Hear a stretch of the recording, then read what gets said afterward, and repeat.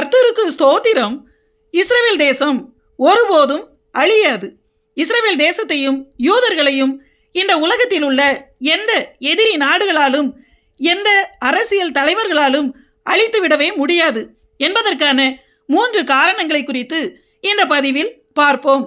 முதலாவது காரணம் என்னவென்றால், சர்வ வல்லமையுள்ள தேவனாகிய கர்த்தர் இஸ்ரவேல் ஜனங்களோடு நித்திய உடன்படிக்கை பண்ணியிருக்கிறார். எரேமியா தீர்க்கதரிசியின் புஸ்தகம் 31 அதிகாரம் 35 36 வசனங்களில் சூரியனை பகல் வெளிச்சத்துக்காகவும் சந்திர நட்சத்திர நியமங்களை ரா வெளிச்சத்துக்காகவும் கட்டளையிட்டவரும் அலைகள் கொந்தளிக்கத்தக்கதாக சமுத்திரத்தை குலுக்குகிறவரும் சேனைகளின் கர்த்தர் என்னும் நாமம் உள்ளவருமாகிய கர்த்தர் சொல்கிறதாவது என்னவென்றால், இந்த நியமங்கள் எனக்கு முன்பாக இல்லாதபடிக்கு ஒளிந்து போனால் அப்பொழுது இஸ்ரவேல் சந்ததியும் எனக்கு முன்பாக என்றைக்கும் ஒரு ஜாதியா இராதபடிக்கு அற்றுப்போம் என்று கர்த்தர் சொல்கிறார் என எழுதப்பட்டுள்ளது. அதாவது சூரியனும் சந்திரனும் சமுத்திரங்களும் இருக்கும் வரை இஸ்ரவேல் தேசமும் இஸ்ரவேல் என்கிற இனமும் இந்த பூமியில் இருக்கும் என்று அண்ட சராசரங்களை சிருஷ்டித்த தேவனாகிய கர்த்தர் யூதர்களுக்கு வாக்கு பண்ணி கொடுத்திருக்கிறார். வாக்கு கொடுத்துவிட்டு உடன்படிக்கை பண்ணிவிட்டு மனம் மாறுவதற்கு அவர் ஒரு மனிதனும் அல்ல, பொய் சொல்ல அவர் ஒரு மனுபுத்திரனும் அல்ல. வானமும் பூமியும் சூரியனும் சந்திரனும் சமுத்திரமும் இந்த உலகம் கடைசி நாளில் தேவனால் அழிக்கப்படும் வரை, கடைசி நியாய தீர்ப்பு நாள் வரை அழியாமல் இருக்கக்கூடிய நியமங்கள். அவை இருக்கும் வரை இஸ்ரவேல் என்கிற ஒரு தேசமும் யூதர்கள் என்கிற ஒரு இனமும் இருக்கும் என்று தேவன் வாக்கு பண்ணியிருக்கிறார். எனவே இஸ்ரவேல் தேசத்தை யாராலும் அழித்து விடவே முடியாது. இஸ்ரவேல் தேசத்தை அழித்துவிட வேண்டும், உலக வரைபடத்திலிருந்தே நீக்கிவிட வேண்டும் என்று அறைகூவல் விட்டு அழிக்க ஆசைப்பட்டவர்கள்தான் இதுவரை அழிந்து போயிருக்கிறார்கள். யூதர்களின் இராணுவ வலிமையினாலோ அவர்களுடைய டெக்னாலஜினாலோ உலகளாவிய செல்வாக்கினாலோ அதீத புத்தி கூர்மையினாலோ அல்ல. இஸ்ரவேல் தேசத்தை தேவன் தெரிந்து கொண்டு இஸ்ரவேல் ஜனங்களை தமது சொந்த ஜனங்களாக தேவன் தெரிந்து கொண்டது நிமித்தம் இஸ்ரவேல் ஜனங்களின் முற்பிதாக்களோடு தேவன் நித்திய உடன்படிக்கை பண்ணியது நிமித்தம் தமது மகத்தான நாமதி நிமித்தமே இஸ்ரவேல் தேசத்தை இன்று வரை தேவன் பாதுகாக்கிறார். இனியும் சூரியனும் சந்திரனும் உள்ளவரை இஸ்ரவேல் தேசத்தை தேவனே பாதுகாப்பார். அற்பமான உலக மனிதர்களால் இஸ்ரவேல் தேசத்தை அழித்து விடவே முடியாது. ஆதியாகமம் 17 அதிகாரம் 19 வசனத்தில், அப்பொழுது தேவன் உன் மனைவியாகிய சாராள் நிச்சயமாய் உனக்கு ஒரு குமாரனை பெறுவாள், அவனுக்கு ஈசாக்கு என்று பெயரிடுவாயாக, என் உடன்படிக்கையை அவனுக்கும் அவனுக்கு பின்வரும் அவன் சந்ததிக்கும் நித்திய உடன்படிக்கையாக ஸ்தாபிப்பேன் என்று தேவன் கூறியிருக்கிறார். அதாவது ஆபிரகாமோடும் ஆபிரகாமின் குமாரனாகிய ஈசாக்கின் சந்ததியினராகிய இஸ்ரவேல் ஜனங்களோடும் நித்திய உடன்படிக்கை தேவன் பண்ணியிருக்கிறார்.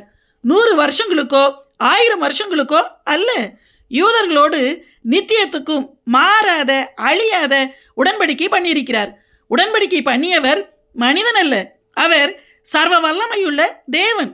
தேவனுடைய உடன்படிக்கையை மீறி இஸ்ரவேல் ஜனங்களையும் இஸ்ரவேல் தேசத்தையும் யாரால் அழிக்க முடியும்? இந்த உலகத்தில் மிக மேன்மையாயிருந்த எத்தனையோ சாம்ராஜ்யங்கள் இப்போது இந்த உலகத்திலேயே இல்லை. அந்த இன மக்களும் பூமியில் இல்லை.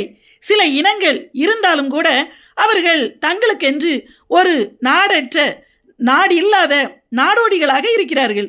ஆனால் வரலாற்றில் இஸ்ரவேல் தேசமும் தலைநகரமாகிய ஜெருசலேமும் 52 முறை தாக்குதலுக்கு உள்ளாக்கப்பட்டது. 44 முறை அந்நியர்களால் கைப்பற்றப்பட்டது. 23 முறை புறஜாதியாரால் முற்றுகையிடப்பட்டது. நேபுகாத்நேச்சார் என்கிற பாபிலோனிய அரசனால் கிமு 586 ரோமர்களால் கிபி 70 ஜெருசலேமானது வரலாற்றில் 2 முறை முழுவதுமாக தரைமட்டமாக்கப்பட்டது. ஆனாலும் இன்றைக்கும் அதே இஸ்ரவேல் தேசம் இருக்கிறது. அதே தேசத்தில் யாக்கோபின் சந்ததியினராகிய இஸ்ரவேல் ஜனங்கள் இருக்கிறார்கள்.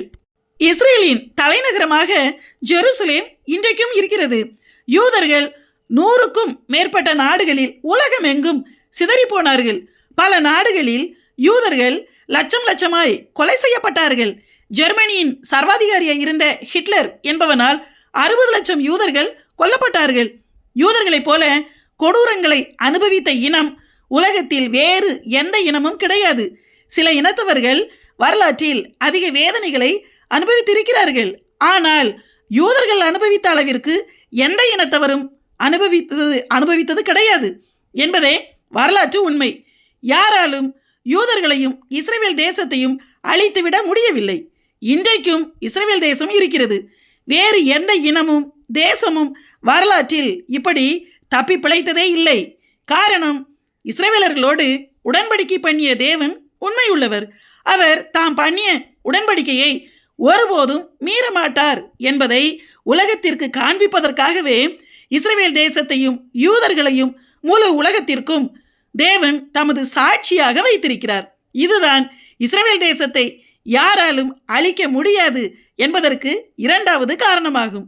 இதை குறித்து ஏசாயா தீர்க்கதரிசனம் 43ஆம் அதிகாரம் 10ஆம் வசனத்தில், நீங்களும் நான் தெரிந்து கொண்ட என் தாசனும் எனக்கு சாட்சிகளாய் இருப்பீர்கள் என்று கர்த்தர் சொல்கிறார்.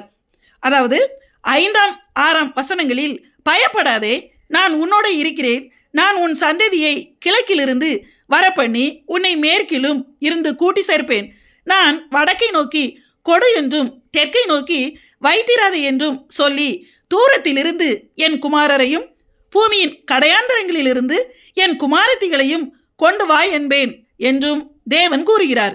100க்கும் மேற்பட்ட நாடுகளில் இஸ்ரவேல் ஜனங்கள் கிபி 70இல் சிதறி போனாலும் கிட்டத்தட்ட 2000 வருஷங்கள் கழித்து மறுபடியும் தேவன் தமது ஜனங்களை இஸ்ரவேல் தேசமாகிய தமது தேசத்தில் கூட்டி சேர்த்து 1948இல் இஸ்ரவேல் தேசத்தை சுதந்திரமாக கொடுத்தார். காரணம், இஸ்ரவேல் தேசத்தையும் யூதர்களையும் இந்த முழு உலகத்திற்கும் தேவன் தமது சாட்சியாக வைத்திருப்பதாக கூறுகிறார். அதாவது, தேவனாகிய தாம் இஸ்ரவேல் ஜனங்களோடு என்றைக்கும் மாறாத நித்திய உடன்படிக்கையை பண்ணியிருக்கிறேன். அந்த உடன்படிக்கையிலிருந்து நான் ஒருபோதும் மாறவில்லை என்றும் தேவனாகிய தாம் பண்ணின உடன்படிக்கையை காக்கிற உண்மையும் சத்தியமும் உள்ளவர் என்பதற்கு சாட்சியாக இஸ்ரவேல் தேசத்தை வைத்திருக்கிறேன் என்பதற்கும் அடையாளமாகவே தேவன் தமக்கு சாட்சியாக இஸ்ரவேல் தேசத்தையும் இஸ்ரவேல் ஜனங்களையும் வைத்திருக்கிறார். அதனால்தான் இஸ்ரவேல் தேசத்தை யாராலும் அழிக்கவே முடியாது. தேவனுக்கு எதிராக நிற்பவன் யார்? 3வது காரணம் என்னவென்றால், இயேசுவின் 2ஆம் வருகையின் போது அவர் ஜெருசலேமில் உள்ள ஒலிவ மலையில் தான் இறங்கி வருவார். இஸ்ரவேல் தேசத்தின் தலைநகரமாகிய ஜெருசலேமில் இருந்துதான் ராஜாதி ராஜாவாகிய இயேசு இந்த முழு பூமியையும் 1000 வருஷங்கள் அரசாட்சி செய்வார். எனவே இஸ்ரவேல் தேசமும் ஜெருசலேமும் இருந்தால்தானே இதெல்லாம் நிறைவேற முடியும். சகரியா தீர்க்கதரிசியின் புஸ்தகம் 14ஆம் அதிகாரம் 4ஆம் வசனத்தில், அந்நாளிலே அவருடைய பாதங்கள் கிழக்கே எருசலேமுக்கு எதிரே இருக்கிற ஒலிவ மலையின் மேல் நிற்கும். அப்பொழுது மகா பெரிய பள்ளத்தாக்கு உண்டாகும்படி ஒலிவ மலை தன் நடுமையத்திலே கிழக்கு மேற்காய் எதிராக பிளந்து போம். அதனாலே ஒரு பாதி வடபக்கத்திலும் ஒரு பாதி தென்பக்கத்திலும் சாயும் என்று எழுதப்பட்டுள்ளது. இயேசுவின் 2ஆம் வருகையின் போது இயேசு ஜெருசலேமில் உள்ள ஒலிவ மலையில்தான் இறங்கி வருவார். அதாவது இயேசுவின் 2ஆம் வருகையின் போதும் இஸ்ரவேல் தேசமும் ஜெருசலேமும் இருக்க வேண்டும் என்பதைத்தான் இந்த வசனம் குறிப்பிடுகிறது. அதாவது இஸ்ரேல் தேசத்தில் இருந்துதான், ஜெருசலேமில் இருந்துதான் இயேசு 1000 வருஷ அரசாட்சியும் செய்வார். 1000 வருஷ அரசாட்சியில் இதே ஜெருசலேமில் தேவாலயமும் இருக்கும். இயேசுவின் 2ஆம் வருகையும் அதன் பிறகு 1000 வருஷ அரசாட்சியும் ஜெருசலேமை மையமாக வைத்தே நடைபெறும். எனவே இயேசுவின் 2ஆம் வருகையை நிறைவேற்றுவதற்காக இஸ்ரவேல் தேசமும் இருக்கும், யூதர்களும் இருப்பார்கள். எனவே இஸ்ரேலையும் யூதர்களையும் அழிப்பதற்காக எந்த ஆமான் சதித்திட்டம் போட்டாலும், எத்தனை ஹிட்லர் வந்தாலும், எத்தனை அலிகமேனியை போல் எத்தனை அரசியல் தலைவர்களும் மத தலைவர்களும் சர்வாதிகாரிகளும் தீவிரவாதிகளும் திட்டம் போட்டாலும், அப்படி சதித்திட்டம் போடுகிறவர்கள் தான் அழிந்து போவார்களே தவிர இஸ்ரவேல் தேசம் ஒருபோதும் அழியாது. இஸ்ரவேல் தேசத்தையும் யூதர்களையும் அழித்துவிட மனிதர்களால் முடியவே முடியாது. காரணம், தேவனாகிய கர்த்தர் இஸ்ரவேல் தேசத்தை தமது சொந்த தேசமாக தெரிந்து கொண்டு, இஸ்ரவேல் ஜனங்களை தமது சொந்த ஜனங்களாக தெரிந்து கொண்டு அவர்களோடு நித்திய உடன்படிக்கை பண்ணியிருக்கிறார். இஸ்ரவேல் தேசத்தையும் யூதர்களையும் தேவன் தமக்கு சாட்சிகளாக வைத்திருக்கிறார். மறுபடியும் இஸ்ரவேல் தேசத்தில் தான் இறங்கி வரப்போகிறார். இந்த காரணங்களால் தான் இஸ்ரவேல் தேசத்தையும் யூதர்களையும் யாராலும் அழிக்கவே முடியாது. ஆமென்.